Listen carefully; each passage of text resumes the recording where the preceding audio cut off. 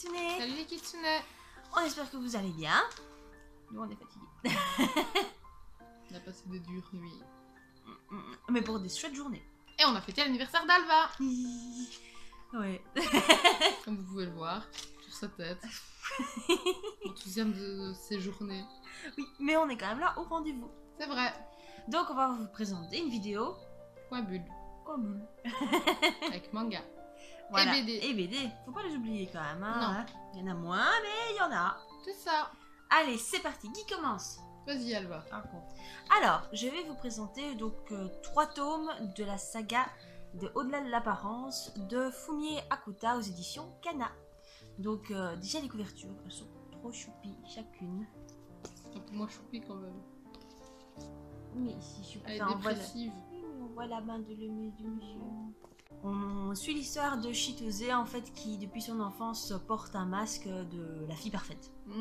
Donc qui aide ses amis, qui fait ses devoirs, qui qui n'a pas vraiment de projet particulier à mon avis. Donc, mais ce qu'elle aime par-dessus tout, c'est elle est habile de ses mains, elle sait bricoler des petits éléments de décoration et tout ça, et elle aime encore bien.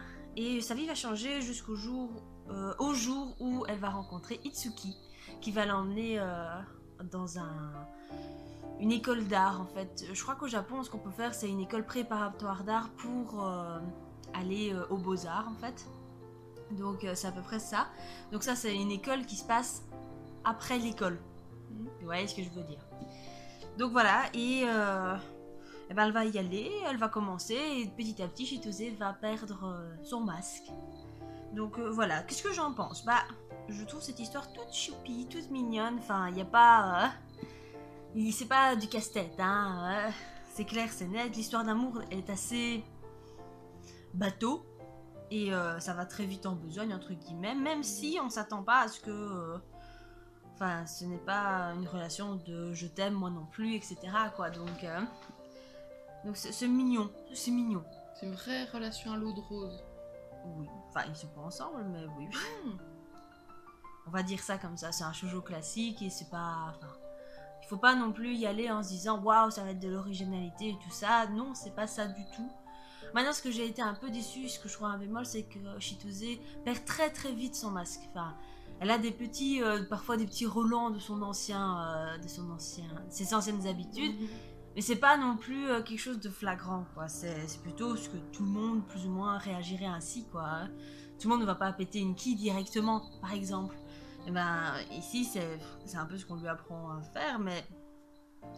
Je sais pas, pour moi, c'était pas le masque le plus difficile de sa vie, quoi. Hein. C'est pas... Pour l'instant, en 3 tomes, il n'y a pas eu beaucoup d'épreuves pour Chitose, donc j'ai hâte de voir un peu ce qui va se passer dans les autres tomes. Voilà. Pour ne pas continuer dans la même catégorie, Awaken de Hitori Randa aux éditions Kun. Donc, Kun? C'est pas Kun, Kun. Kion? Kyun. Kun. Alors, ça raconte l'histoire voilà, d'un virus qui frappe le Japon et qui transforme les gens en girafes, en tête de serpent. Voilà, toutes des choses comme ça. Je vous avais montré les images dans un book haul, je pense. Ouais. Donc, vous pouvez aller voir, à quel point c'est joli à voir. Ouais, il me semble que c'est le book haul d'avril. Mars, peut-être. Book haul de mars. Voilà. Et tu l'as acheté à la Made in Asia. C'est ça. Et donc, Kanata, je sais.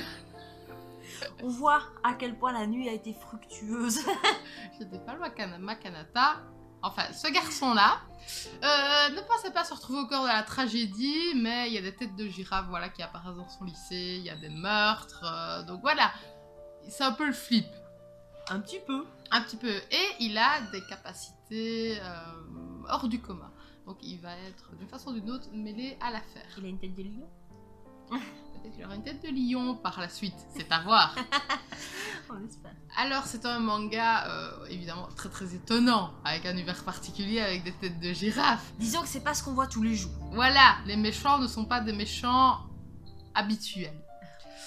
Donc voilà, on se demande si ça va pas être un petit peu absurde. Voilà, quand on voit la tête de girafe au début du manga, on se dit qu'est-ce que ça va être que ça.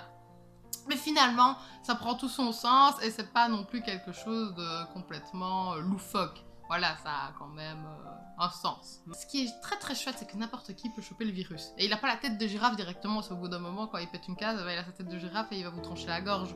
Donc évidemment, tous les personnages peuvent être remis en question. Et c'est ça qui est super intéressant, c'est qu'on se demande, est-ce que c'est lui qui a le virus ou est-ce que c'est lui qui a le virus?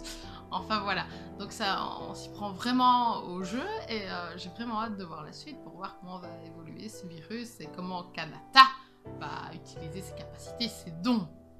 Donc voilà, c'est à découvrir, à approfondir. Eh bien, c'est cool. Oui. C'est pas le même univers, mais c'est positif. Oui.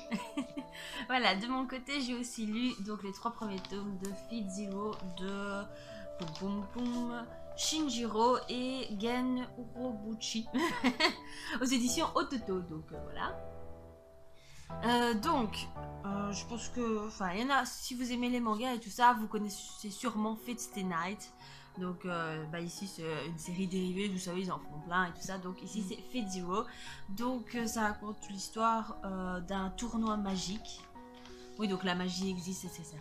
Et je sais pas, je crois qu'il y a 7 familles. Non, je confonds. Bon, il y a plusieurs familles de magiciens en tout cas qui recherchent le Graal. Et le Graal se gagne par un tournoi tous les X années. Enfin, je crois que ça se compte en millénaire, je ne sais plus. Et donc pour ça, il faut que un des magiciens de cette famille invoque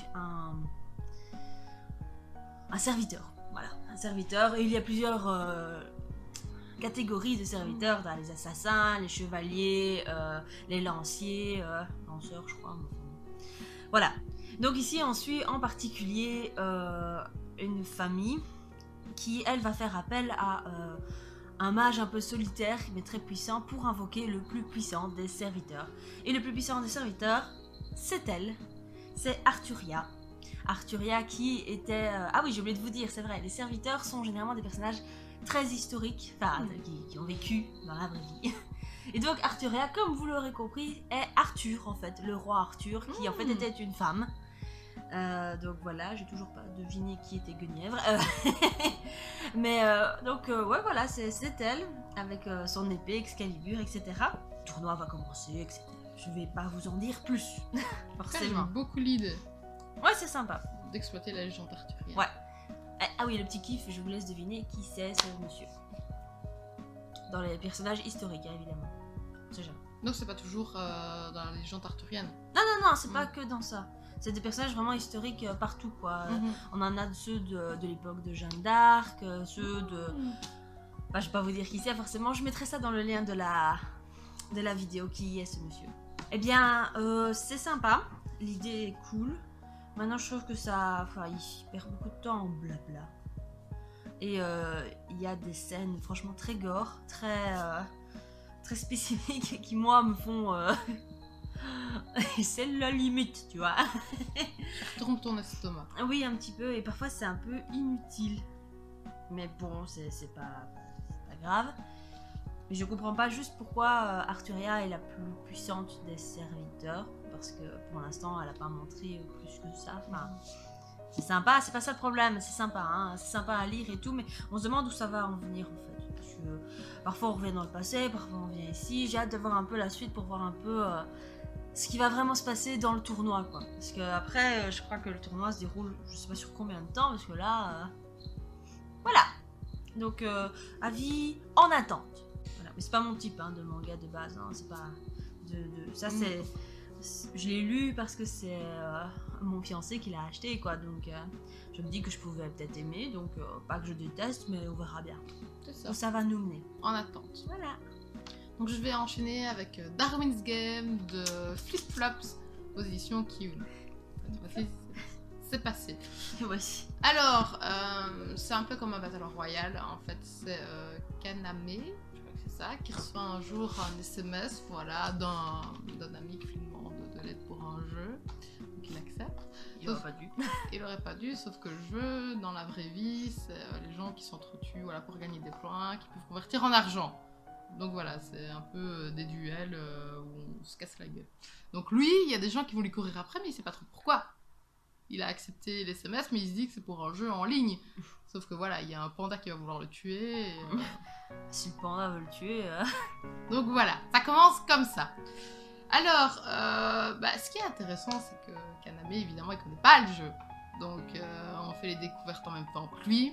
Et c'est pas le héros habituel, voilà, hyper badass, hyper warrior. Mais c'est pas non plus la grosse mauviette qui se met dans un coin à pleurer. Ouais, il sait qu'il va y aller, il doit y aller, quoi. Voilà, et il raisonne de façon assez logique, ce qui est intéressant pour ce genre de manga, d'avoir quelqu'un qui raisonne et pas qui fouille ou qui rentre dans le tas. Donc, c'est assez prometteur au final.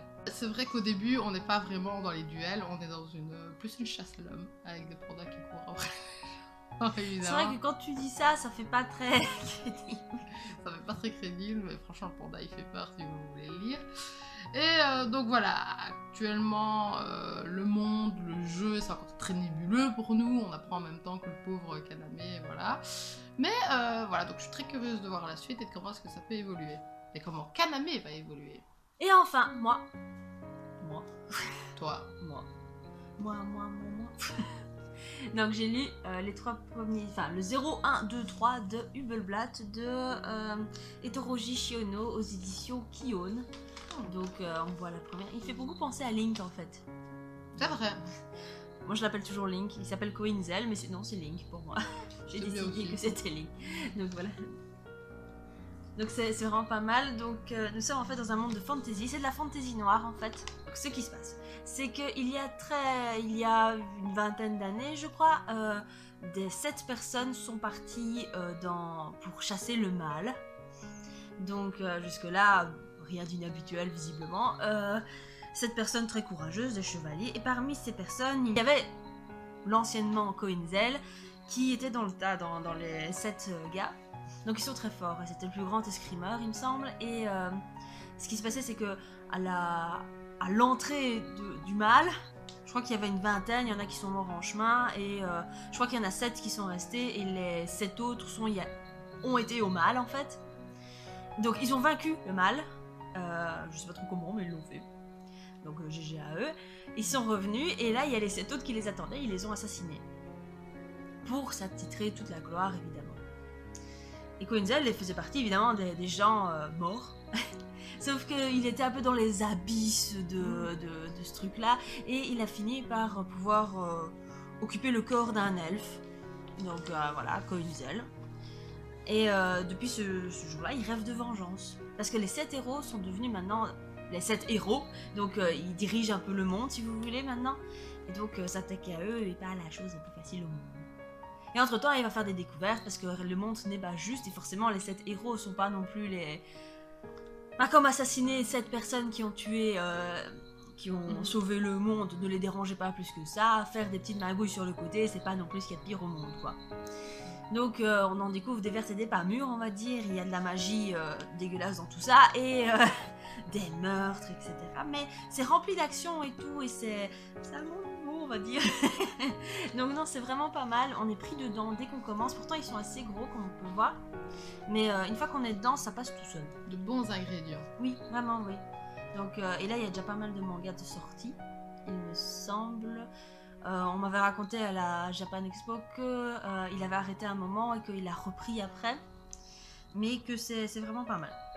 Donc, je crois que là, il y en a une vingtaine déjà. Ah oui, quand même. Ouais. Donc, j'ai hâte de lire la suite. Hein. Faut que vite mon fiancé se dépêche. Voilà. Donc, c'est positif, mitigé, positif. Donc, globalement positif. Donc, globalement positif. Alors, en changeant encore de catégorie, la BD La vie compliquée de Léa Olivier, le tome 2 de Catherine Gérard-Raudet aux éditions Ken. Donc, c'est la vie de Léa Olivier, voilà, qui déménage, qui va au Québec, qui s'éloigne de son petit ami, de sa meilleure amie, qui vit une nouvelle vie, voilà. Donc, l'histoire d'une adolescente à qui ça peut arriver de façon générale dans la vie. Voilà.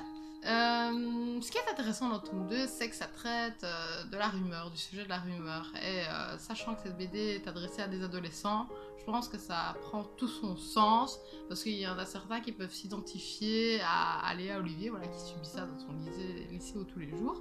Et ça permet voilà, aux adolescents peut-être de le vivre différemment et de prendre conscience de certaines choses. Donc j'ai trouvé ça vraiment chouette dans ce tome-ci de la BD. C'est bien expliqué. raconté. c'est bien expliqué, bien raconté, bien traité. Ce qu'il faut savoir, c'est qu'il y a plus de descriptions que de dialogue. Donc moi, ça m'a pas dérangé parce qu'il y a quand même des ellipses. Donc c'est quand même nécessaire. Sinon, je pense qu'on se perdrait vite. Mais voilà, de façon générale, dans la BD, c'est un sujet assez léger avec un Olivier qui dit entre plusieurs garçons. Enfin voilà, on lit sans prise de tête. C'est voilà. bien de pouvoir faire son shopping. Hein. Voilà. Ça me fait penser à Zoé Redbird. C'est quoi? Zoé Redbird, la Ah, maison de ouais. la nuit. Sauf que celle-ci est pire. Les Zoé. Donc voilà, sujet assez léger. Petite chouette BD. Sans prise Voilà, sympa. sans prise de tête. Arrivé au bout. Ah bah oui, Ah bah super. c'est pas mal hein. En tout cas, on espère que vous avez bien aimé la vidéo. Si vous avez lu un de ces mangas ou BD, n'hésitez pas à nous le dire et dites-nous ce que vous lisez en ce moment. Bah, ça Voilà. nous fait toujours plaisir. Et votre wishlist. Évidemment. Ça pourrait nous inspirer. Ouais, enfin j'en ai déjà pas mal. Hein. Oui, c'est vrai que la sienne est... Ah oui, mais bon. Donc voilà, n'oubliez pas La patte en l'air. la patte en l'air, de s'abonner si vous voulez plus de vidéos manga ou autres. Oui. Et donc voilà. Et oui, il nous reste plus qu'à de vous dire bisous.